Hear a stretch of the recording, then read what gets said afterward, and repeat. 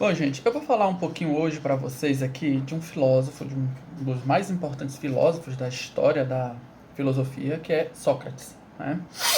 Falar um pouco da vida dele para vocês e algumas das principais contribuições que esse filósofo nos legou no que diz respeito à construção do pensamento ocidental, né?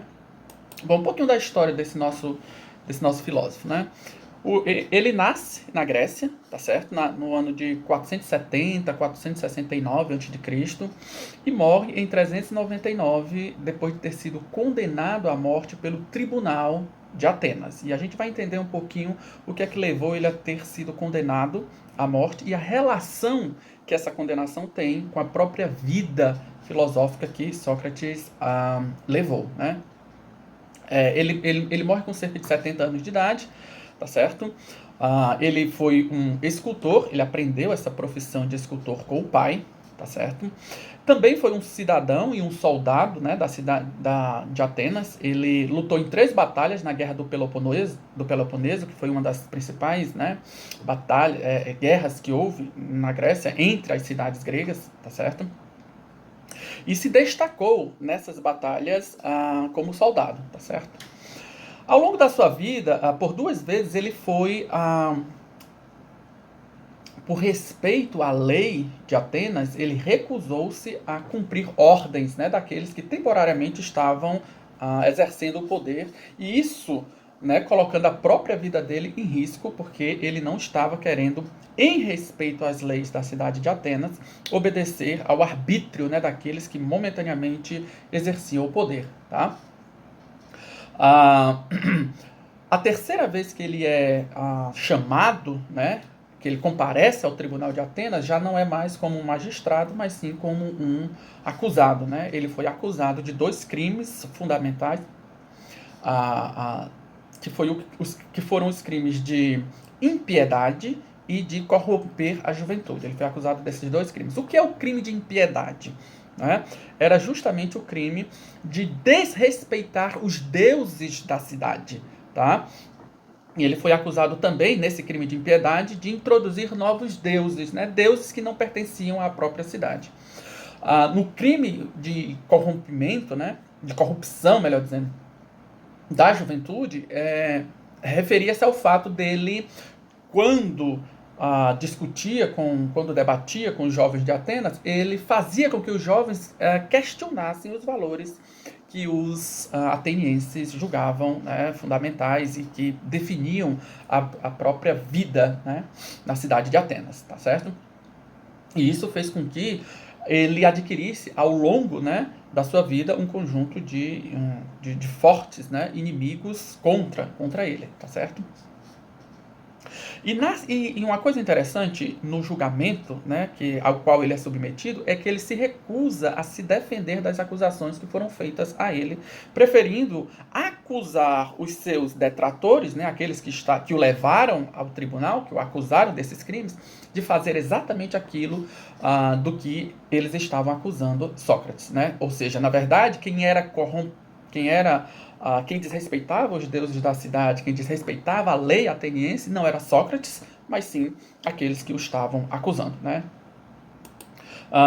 Mesmo assim, em respeito à lei de Atenas, ele aceitou a condenação ao qual ele foi imposta, né? Que lhe foi imposta, que foi a condenação à morte, tá? Recusando-se, tanto renunciar à filosofia, né? Porque os magistrados, né, que conduziram o seu julgamento consideraram que ele poderia ter cumprido uma pena alternativa, e essa pena alternativa seria justamente ele não mais se dedicar à filosofia, tá certo?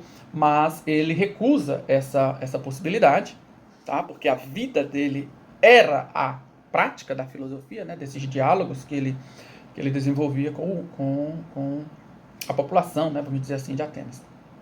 E também recusa-se, em respeito à lei, né, em respeito à lei ateniense, fugir, tá? Escapar à condenação a qual o tribunal havia lhe imposto. Né?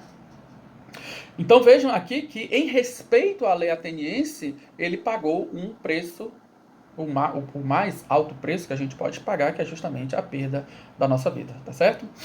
E aí uma coisa interessante na vida de Sócrates, gente, é que ele passa a se dedicar à filosofia depois de fazer uma visita ao templo do Apolo Delfo, né? E tomar a divisa do oráculo daquele templo, conhece-te a ti mesmo, como missão para a sua própria vida, né? A partir de então, desde o momento em que ele assume essa máxima, né, do oráculo de Delfos como missão de vida, ele passa a viver nas ruas e praças de Atenas, conversando, debatendo e questionando todos aqueles que diziam possuir algum tipo de conhecimento. Tá? Nesses embates, em geral, Sócrates mostrava que aqueles que diziam deter algum tipo de conhecimento, em verdade, desconheciam aquilo que afirmavam saber, né? O que fez, mais uma vez, com que ele adquirisse um conjunto de inimigos, né? Que no final das contas vão acabar levando à morte, né? Podemos dizer que Sócrates, gente, propõe-se viver filosoficamente. O que é isso? Né? É sair do estado de ignorância para o estado de conhecimento, o que envolve a realização do conhecer-se a si mesmo. Né? Diante da descoberta da própria ignorância, segundo Sócrates, a única atitude filosoficamente aceitável é buscar conhecer aquilo que se ignora. Né? Eis porque uma de suas principais máximas era sei que nada sei. Por que ele dizia isso? Né?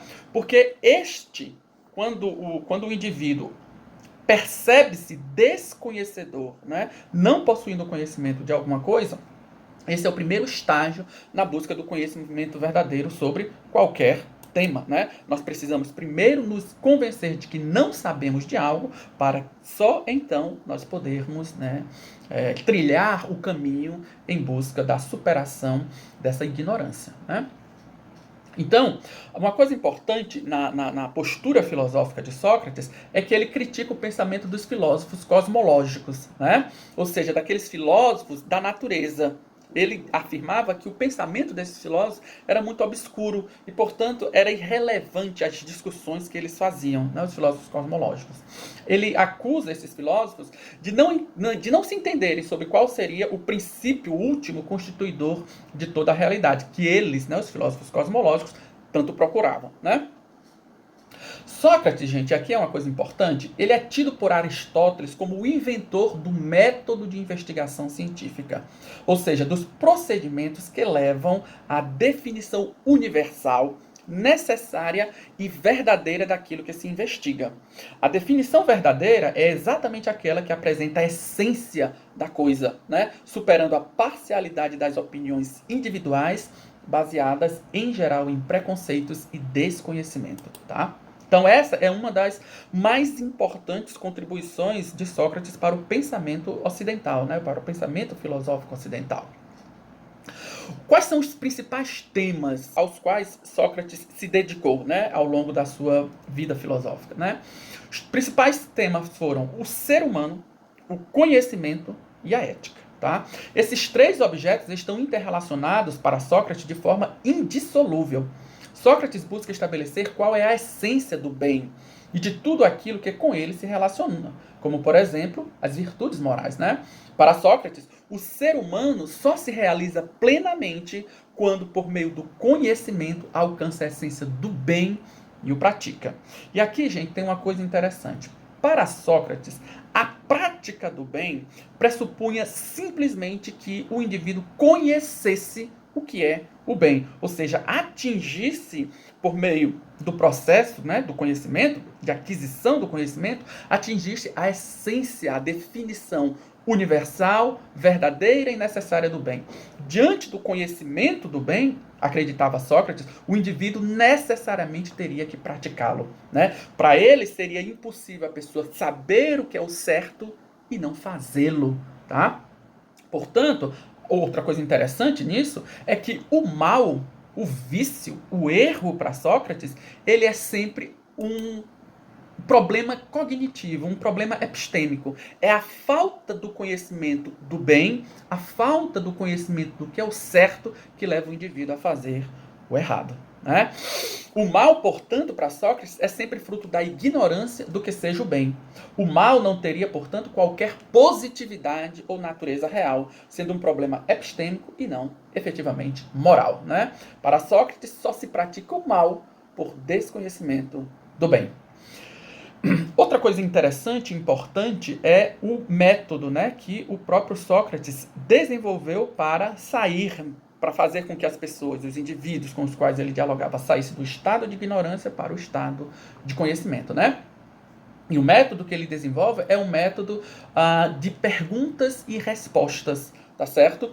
No qual o interlocutor, nesse processo dialógico, ele é levado primeiro a se desfazer das opiniões que tem sobre aquilo que investiga. As pessoas sempre chegam, né, com uma opinião preconcebida sobre os temas sobre os quais Sócrates tratava, né?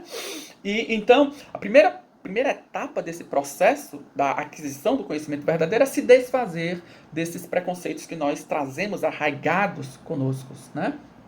Durante o processo maiêutico de parição das ideias, há uma verdadeira transformação interna do interlocutor.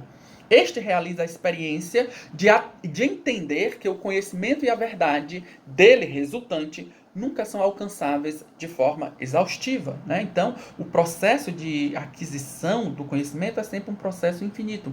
Porque toda vez que nós alcançamos um determinado conhecimento, a verdade sobre um determinado tema, nós descobrimos que existe um conjunto outros de temas, né, desconhecidos que nós então precisamos investigar. Ou seja, no final das contas, a busca pelo conhecimento, a vida efetivamente filosófica, ela é infinita para Sócrates, né? Portanto, toda aquisição de saber é acompanhada do reconhecimento de um novo horizonte de coisas, objetos, temas desconhecidos, de tal maneira que a busca pelo saber é uma tarefa interminável, tá certo? Bom, em relação a obras que vocês podem utilizar para começar a ter um conhecimento sobre o pensamento de Sócrates, eu recomendo a vocês os livros da Maria Helena Chauí, tá? Por exemplo, o livro Convite à Filosofia. Recomendo também o livro Introdução à História da Filosofia, dessa autora. E recomendaria também para vocês terem uma ideia do que é a história da filosofia em geral, um romance que é o Mundo de Sofia, né? Romance da história da filosofia, que numa linguagem bem acessível vai mostrar para vocês quais são as mais importantes ideias que os filósofos, né, ao longo desses mais de 25 séculos de filosofia desenvolveram. É isso, gente. Obrigado a todos.